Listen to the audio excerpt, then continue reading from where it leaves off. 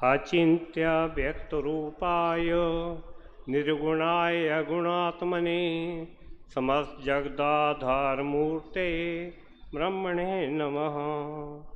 या देवी सर्वभूतेषु बुद्धिरूपेण संस्थिता नमस्तस्यै नमस्तस्यै नमस्तस्यै नमो नमः। साधु सर्वेभ्यो नमो नमः।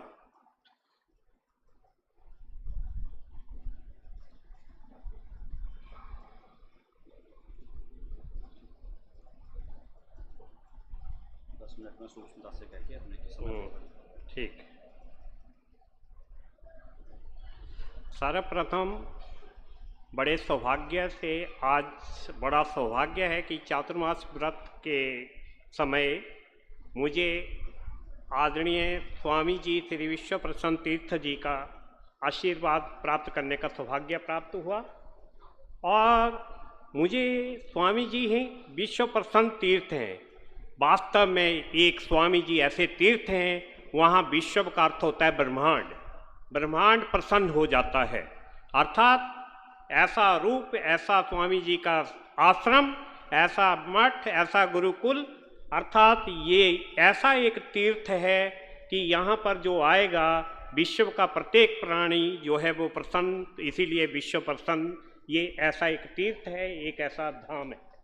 तो मैं सर्वप्रथम गुरु जी के चरणों में दंडवत प्रणाम करता हूँ। और बड़ा सौभाग्य है कि आज गुरु जी के साथ साथ दो कैबिनेट मंत्री, जो मंत्री हमारे हैं यहाँ पे, जैसे गुरु जी ने कहा कि आज हमने राम जी ने कृष्ण जी को भेजा है, राम जी ने वास्तव में कृष्ण जी को भेजा है। तो राम मतलब राष्ट्र, माँ मने मंगल, राष्ट्र का मंगल करने के लिए राम जी ने द्वापर में कृष्ण जी को भेजा था। और ये हमारे जो अवतार हैं ये मनुष्य रूप अवतार हैं, और मनुष्य रूप में अवतार आज के जो कृष्ण हैं वो हमारे समक्ष हैं। इनको भी मैं प्रणाम करता हूँ, कृष्ण रेड्डी जी को। और सौभाग्य है क्योंकि देश का मंगल होना है, राष्ट्र का मंगल होना है, और सुकलता बढ़नी है, प्रकाश बढ़ना है। और इसीलिए आज प्रकाश के लिए साक्षात भानु प्रकाश जी भी हमारे पास है। क्योंकि किसके पास प्रकाश है? भानु के पास प्रकाश है, बाकी सब अंधकार है। कोई ग्रह किसी के पास भी प्रकाश नहीं है, केवल वास्तव में सर्वे ग्रह अर्थात जो प्रकाश है दैदीप्यमान है, जो नक्षत्र सूर्य ही सभी ग्रहों को प्रकाशित करता है, इस ब्रह्मांड को प्रकाशित करता है। तो अर्थात आज हमारे पास त्रेता से लेके राम जी की चर्चा, और कहा कि मूलभूत समस्याओं पे भी इन्होंने चर्चा की कि रोटी कपड़ा मकान, अर्थात उसकी भरपूर्ति। तो वो कृष्ण जी, आज के कृष्ण जी मुझे लगता है कि वास्तव में सक्षम है, समर्थ हैं, और इसीलिए उन्होंने स्वयं इस बीड़े को, इस कर्तव्य को, इस काम को अपने कंधों पे लिया है। और आगे हम भी इनके साथ हैं। मैं ऐसा अपना अनुग्रह करता हूं कि कभी भी हमारी जरूरत हो तो हम भी आपके साथ कंधे से कंधे, साम दाम दंड भेद और मनसा कर्मणा बाचा आपके साथ हैं, हमेशा तन मन धन से समर्पित हैं। ये सौभाग्य की बात है कि इतने अच्छे तीर्थ में मुझे लगता है कि मेरा भी कुछ भाग्योदय होगा, अच्छे अनुकूलता होगी, तभी ऐसे मठ में, क्योंकि पहले भी मुझे एक बार अवसर प्राप्त हुआ था, लेकिन मुझे किसी अपरिहार्य कारण से उससे वंचित रहना पड़ा। तो इसलिए आज जो है मैं पुनः त्रिमूर्ति जो बैठे हैं अभी मंच पे, और तीन मूर्ति जो है वो ही, एक हमारे गुरु जी सृष्टि रचयिता हैं, पालक हैं, और एक जो हैं वो सृष्टि के पोषक हैं। तो सारे त्रिदेव जो हैं ब्रह्मा विष्णु महेश के रूप में तीसरी मूर्ति को मैं प्रणाम करता हूँ। और गुरु जी के चरणों में पुनः कुछ अपने शब्दों को अभिव्यक्त करने की आज्ञा लेता हूँ। तो आज वास्तुशास्त्र पे एक चर्चा है कि वास्तुशास्त्र की क्या उपयोगिता है। प्रत्येक शास्त्र की उपयोगिता है, क्योंकि ये शास्त्र जो हैं वो कोई भी शास्त्र हो, वो कहा कि वेद में निहित हैं, वेद विद धातु ज्ञान अर्थ से बना है, इसीलिए आज हम ऐसे वेद व्यास परिसर में हैं, अर्थात गुरु जी के इसमें बहुत अच्छे वेद व्यास में, कृष्ण धाम में जो आने से अपने आप ही हम एक तीर्थ में आने से, विश्व प्रसन्न होने से, हम जो लोग बैठे हैं वास्तव में साक्षात रूप से, भौतिक रूप से, मानसिक रूप से, आध्यात्मिक रूप से, सब रूपों से हम प्रसन्न और आह्लादित हैं।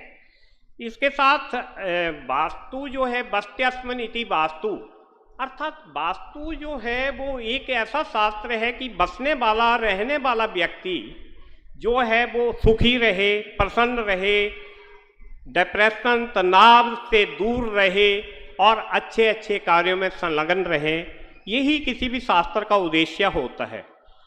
तो वेद को समझने के लिए वेद थोड़े से कठिन मानेंगे, क्योंकि वो अपौरुषीय हैं, ऋषियों द्रष्टारा, ऋषियों ने उनको देखा था, समझा था, फिर हम लोगों को आगे आगे श्रुति परंपरा से इसको आगे बढ़ाया। तो वेद जो हैं वो ऐसे हैं कि विद धातु ज्ञान अर्थ से बन, मतलब भूतम भव्यम भाव्यम च यत् सर्वम वेदात प्रसिद्ध्यति, जो हो चुका है, जो वर्तमान में हो रहा है और जो आगे भविष्य में होगा, वो सब वेद शास्त्र में निहित है। लेकिन इस सबको समझने के लिए षड वेदांगों की रचना हुई, फिर उसको आसान करके ब्राह्मणों की रचना हुई, आर्णक्यों की रचना हुई, उपनिषदों की रचना हुई, उसके बाद जो है वो पुराणों की रचना हुई, आम आदमी को समझने के लिए कि हम किसी भी शास्त्र को कहानी के रूप में भी कुछ समझ सकते हैं, तो एक पुराणों की रचना हुई। तो इसलिए वास्तु जो है वो करता क्या है कि पहले तो हमारे ऋषियों ने कहा, हमारे तपपूत ऋषियों ने अपनी योग साधना और तपस्या के बल पर यत पिंडे तत् ब्रह्मांडे के सिद्धांत को दिया। हमारे तपोपूत ऋषियों ने अपने योग साधना और तपोबल के आधार पर जो है वो यत पिंडे तत् ब्रह्मांडे के सिद्धांत को दिया। उन्होंने कहा कि व्यष्टि और समष्टि, जीव और ब्रह्म, जीव और ब्रह्म, अर्थात और प्रकृति और पुरुष, ये सब एक ही हैं, अर्थात सब एक। इसीलिए हमारे ऋषियों ने कहा कि अणो रणियान महतो मह्यान, अर्थात जो एक छोटे से छोटे अणु में तत्वा विराजमान है, वो ही बड़ी सी बड़ी चीज में, बड़ी सी बड़ी वस्तु में, बड़े से बड़े पर्वत में, बड़े से बड़े वम में वो ही तत्वा विराजमान है। इसीलिए हमारे ऋषियों ने कहा कि एक व्यक्ति, हमारे ऋषियों को ये पता था कि व्यक्ति की दृष्टि, व्यक्ति की सोच, व्यक्ति के स्वभाव, व्यक्ति का ज्ञान इतना नहीं है कि वो अपनी दिव्य दृष्टि से पूरे ब्रह्मांड को, पूरे दिव्य लोक को देख सके। तो इसलिए उन्होंने कहा कि यदि इस ब्रह्मांड को देखना है, इस ब्रह्मांड को जानना है, इस ब्रह्मांड यूनिवर्स को पहचानना है, तो आपको अपने शरीर में ही इसी ब्रह्मांड को देखना है। तो उन्होंने कहा ये शरीर भी ब्रह्मांड है। जब हम 14 भुवनों की बात करते हैं, भू भुवा स्वाहा महा जना तपा सत्यम, ऐसे और नीचे के 7 लोकों का जब विचार करते हैं तो इसी शरीर में वो 14 भुवन है।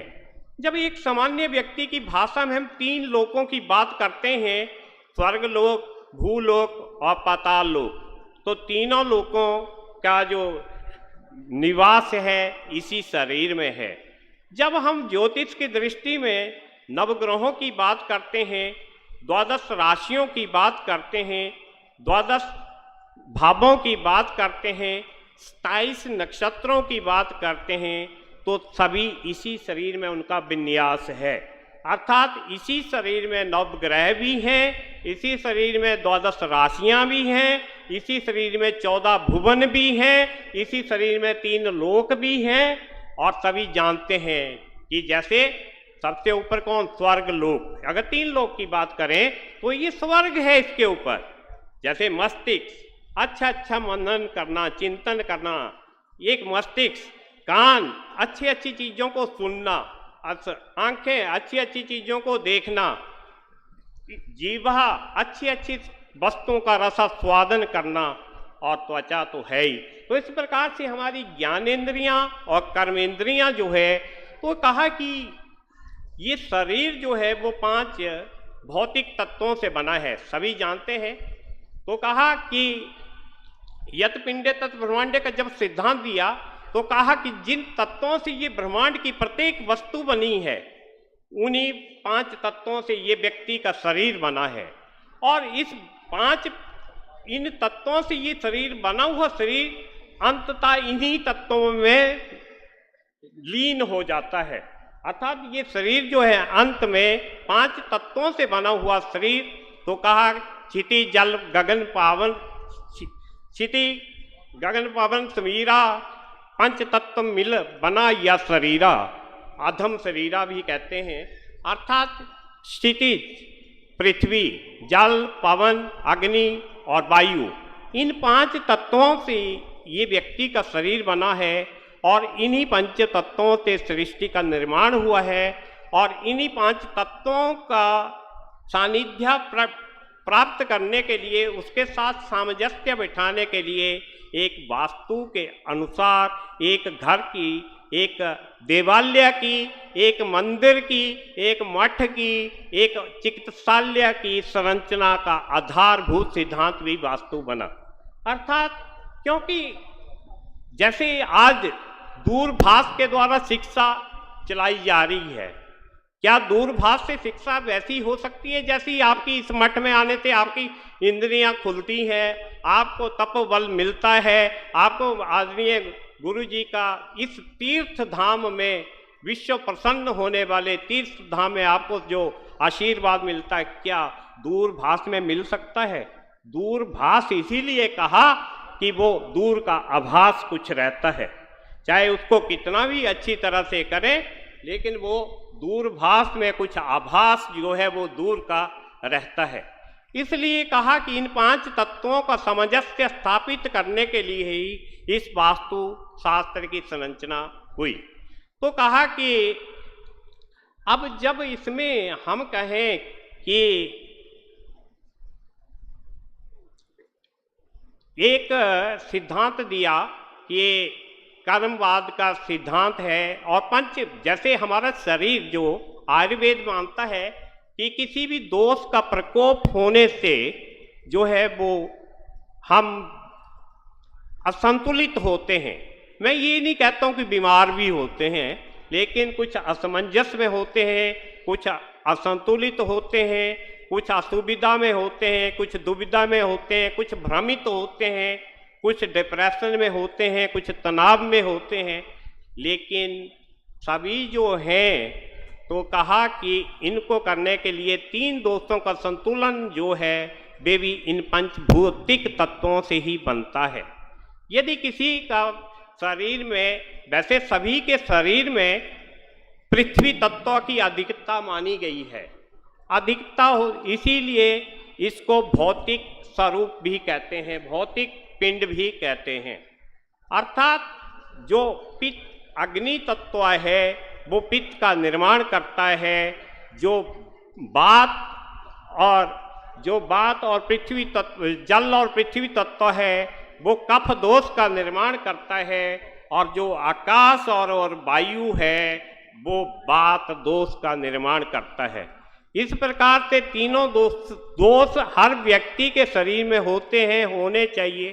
तो इसलिए मैंने कहा कि वास्तु शास्त्र जो है 5 भौतिक तत्वों का सामंजस्य इस शरीर को सुरक्षा देने के लिए, संतुलन बनाने के लिए करना चाहिए।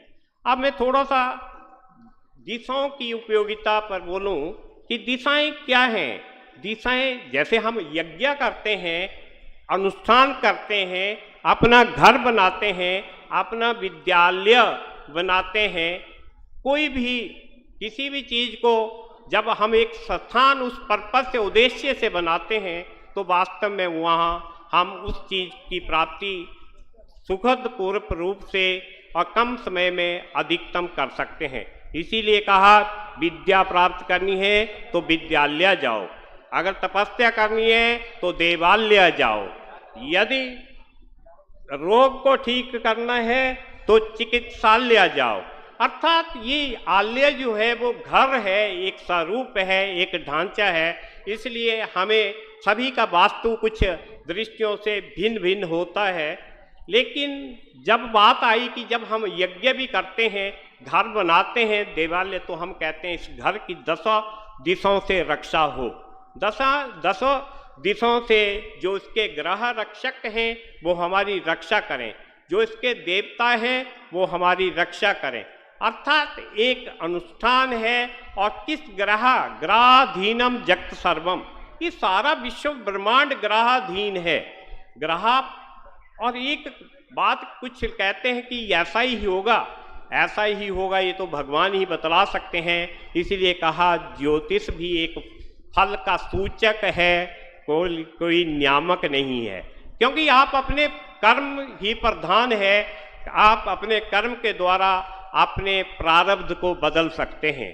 तो कर्म की जब बात आई कि अवश्यमेवि भोक्तव्यम कृतम कर्म शुभाशुभम ना भुक्तम किसीयते कर्म कल्प कोटि तैरपि, निश्चित रूप से, अनिवार्य रूप से, अपरिहार्य रूप से व्यक्ति को किए गए कर्म का फल भोगना पड़ता है। अर्थात व्यक्ति कर्म करने में तो स्वतंत्र है, लेकिन कर्म का फल भोगने में कदापि स्वतंत्र नहीं है। वहाँ पे उसकी कुछ व्यवस्थाएं हैं, परतंत्रताएं हैं। तो मैं आपको बताऊं कि सबसे पहले हमारे पास जहाँ भानु भास्कर सूर्य उदित होते हैं, अर्थात सूर्य आत्मा जगता तस्तुक च, सूर्य मेरी नहीं, आपकी नहीं, पूरे ब्रह्मांड की आत्मा है, पूरे विश्व की आत्मा है। और सूर्य जो भानु जो है वो ही सारे विश्व को, ब्रह्मांड को दैदीप्यमान करता है, प्रकाशित करता है। यहाँ तक ग्रह नक्षत्रों को भी सूर्य ही दैदीप्यमान प्रकाशित करता है। तो इसलिए सबसे पहले हमारे पास पूर्व दिशा आती है, जिसका नेतृत्व स्वयं भुवन भास्कर सूर्य करते हैं। और उसके राजा जो है वो सूर्य है, राजा देवता उसके जो हैं वो इंद्र हैं, और जो ग्रह उसके नेतृत्व करते हैं तो सूर्य करते हैं। तो पूर्व दिशा जब सूर्य ही हमारी आत्मा है, क्योंकि हमारा शरीर कितना भी सुंदर हो, कितनी आंखें सुंदर है, मस्तिष्क अच्छा है, ढांचा अच्छा है, नैन नक्श बहुत प्यारे हैं, अच्छे हैं, सुंदर हैं, लेकिन सारी इंद्रियां अच्छी हैं, लेकिन जब तक उन इंद्रियों को संचालित करने के लिए, जागृत करने के लिए आत्म तत्व रूपी निवेश नहीं करता है, प्रवेश नहीं करता है, तब तक वो शून्य है। जैसे आप एक उदाहरण, भौतिक उदाहरण से समझ लें कि एक लग्जरियस जहाज है कि 2 मिनट में, 1 सेकंड में इतनी पावर लेता है, इतनी हॉर्स पावर इंजन है, इतना गति है इसकी, लेकिन यदि उसमें जब तक पायलट ना बैठे, जब तक उसकी इंद्रियों को सक्रिय ना करे, तो वो ठीक होते हुए भी, उचित होते हुए भी बिल्कुल तंदुरुस्त अवस्था में। तो इसलिए सूर्य जो है वो आत्मा है, और आत्मा जो है वो आपका, इसलिए कहा कि पूर्व दिशा में ही सब कुछ होना चाहिए। इसके साथ जो है वो अर्थात पूर्व में क्या है, जैसे सूर्य को हम भुवन भास्कर सूर्य को अर्घ्य दें, पूर्व में जाएं, क्योंकि सबसे बड़ा वैद्य कौन है दुनिया में? सूर्य, भुवन भास्कर सूर्य हैं। सूर्य से कोई बड़ा वैद्य नहीं है। यदि सूर्य के सामने आप यदि प्रतिदिन 15 से 20 मिनट सुबह 7 बजे से 8 बजे के बीच बैठते हैं और सूर्य की किरणें, पराबैंगनी किरणों का प्रकाश लेते हैं, उसका वाष्प करते हैं, तो मुझे नहीं लगता कि आपको कोई रोग हो। और इसीलिए जब बाथरूम की संरचना की बात आई थी तो कहा कि पूरब में होने चाहिए, और पहले तो आंगन में, खुले मैदान में स्नान किए जाते थे, क्योंकि कारण दोनों थे। जब सूर्य की पराबैंगनी किरणें होती हैं उसी समय स्नान किया जाता था, और स्नान के समय अधिकतम शरीर के अंग जो हैं वो निर्वस्त्र होते हैं, और इसलिए उनके सूर्य की किरणों को शरीर पर पड़ने के लिए कदापि समय नहीं लगता। और हम सूर्य के समक्ष कैसे जाएं, इसलिए कहा एक और बात आती है कि अब मुझे बार बार इशारा हो रहा है कि समय बहुत हो गया है, तो समय के साथ चलना पड़ेगा। लेकिन मतलब अब हम ऐसे आ- छात्र हूँ एक ज्योतिष वास्तु का, तो जब बोलते हैं तो लगता है कि बोलते रहें, हटे नहीं। लेकिन संयोग समय के साथ जो चलना है, सबकी व्यस्तताएं हैं, तो इसी के साथ जो है वो मैं आज दिशाओं पर भी प्रकाश ना डाल के, लेकिन एक ग्रहों का आपको मैं बोल देता हूँ कि सूर्य आग्नेय दिशा में हमें अग्नि के उपकरण स्थापित करने चाहिए। आग्नेय दिशा का जो टीवी लगाना है, गीजर लगाना है, कोई जनरेटर लगाना है, कोई जो भी बिजली के प्रकाश के अग्नि संबंधी उपकरण हैं उनको आग्नेय कोण में लगाएं। और उसका टेलीविजन की बात भी है, क्योंकि वहाँ का स्वामी ग्रह जो है वो शुक्र है, और शुक्र जो है भौतिक विलासिता का कारक ग्रह भी है, इसलिए हम रखें। और दक्षिण में जो है वो यम का स्थान माना गया है। दक्षिण जो है उसका कारक मंगल है, और ग्रह जो उसका जो स्वामी है मंगल है, इसलिए दक्षिण दिशा यम की दिशा होने से दक्षिण में कोई भी शुभ कृत्य दक्षिण की ओर मुंह करके या दक्षिण में नहीं करना चाहिए। जैसे हमें प्रति बार कभी भी हमारा मुख दो ही दिशाओं में होना चाहिए, एक पूर्व की ओर या उत्तर की ओर। क्यों होना चाहिए? क्योंकि पूर्व से हमें सौर ऊर्जा मिलती है, जिससे हम ऊर्जान्वित होकर के गौरवान्वित महसूस करते हैं। और यदि उत्तर में क्यों होना चाहिए? उत्तर से हमें उत्तरीय चुंबकीय ध्रुव से ऊर्जा मिलती है, और उत्तर में ही हमारे उत्तरी ध्रुव नॉर्थ पोल पे ही हमारे देवता रहते हैं, और साउथ पोल पर अर्थात दक्षिण ध्रुव पर तो राक्षस रहते हैं। इसलिए हमें उत्तराभिमुख होके या पूर्वाभिमुख होके ही, चाहे अपनी साधना है, चाहे अपना योग है, चाहे अपना खाने की बात है, कुछ भी हमें जब पढ़ने की बात है, अध्यापन की बात है। और आज लोग बहुत वायव्य कोण को बड़ी महत्व देते हैं, क्योंकि कहते हैं कि अतिथि आ गए हैं, इसको कैसे भेजें। बहुत दिन से जो है वो, क्योंकि हमारे कहते हैं कि एक दिन प्रोणा, दूसरे दिन ग्रौणा, तीसरे दिन घर को जाते अच्छा कि कुछ ऐसा कि अर्थात मतलब, तो इसलिए सभी को मैं प्रणाम करता हूं, और बहुत अधिक हो गया और बार बार क्षमा मांगता हूं सर आपसे भी, और बहुत बहुत धन्यवाद। और मुझे सुअवसर जो प्रदान किया, स्वामी जी के चरणों में प्रणाम करने का जो सुअवसर प्रदान किया, मैं धन्य मानता हूं कि आज श्रावण मास में, शिव के मास में और शुक्ल पक्ष में शुक्लता जो आपके जो बैठे हैं, और मेरे जीवन में तो वास्तव में ही आएगी। और मंगलवार है तो मंगल ही मंगल होगा। मंगलम भूयात्, इसी शुभकामना के साथ प्रणाम।